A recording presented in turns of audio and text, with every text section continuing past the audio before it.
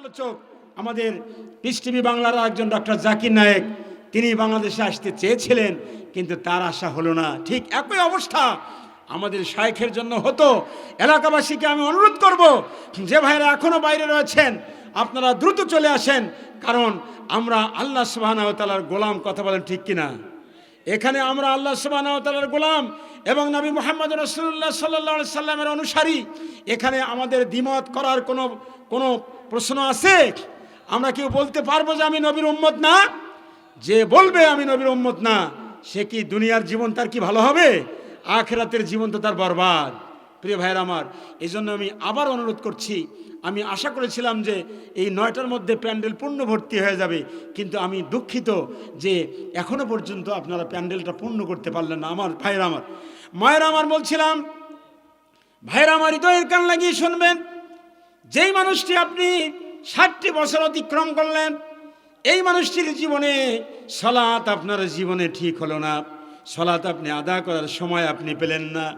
আমার আসলে শাহিন ভাই বলেছে, ভাই স্যার আপনি তো সঙ্গীত প্রিয় মানুষ, আপনি একটু সঙ্গীত বলবেন, কিন্তু আমার সময় নাই, প্রথমে শুধু একটু দিয়েছি। প্রিয় ভাইরা আমার, কিভাবে আপনি এই সালাত ত্যাগ করে মসজিদে শুধু শুক্রবারে যায়, এমন লোক আছে না নাই? আমার ভাইরা, আফসোসের বিষয়, এই সালাত কিয়ামতের ময়দানে সর্বপ্রথম প্রশ্ন হবে সালাত। কবরের পরে কিন্তু কবরের প্রশ্ন কিন্তু 3টা এবং অন্য রায়াতে আছে 4টা।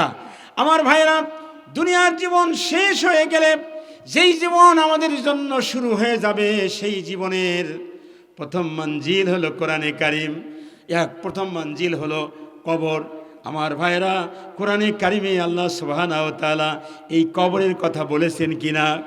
ওয়াইদাল কুবুর বুসিরাত, সেদিন কিয়ামতের দিন কবর থেকে মানুষগুলো উঠতে থাকবে। কবরের কথা আল্লাহ সুবহানাহু ওয়া তাআলা বলেছেন। নবীজি মুহাম্মদুর রাসূলুল্লাহ সাল্লাল্লাহু আলাইহি ওয়াসাল্লাম ইরশাদ করেছেন, কবর হচ্ছে আখিরাতের প্রথম মঞ্জিল।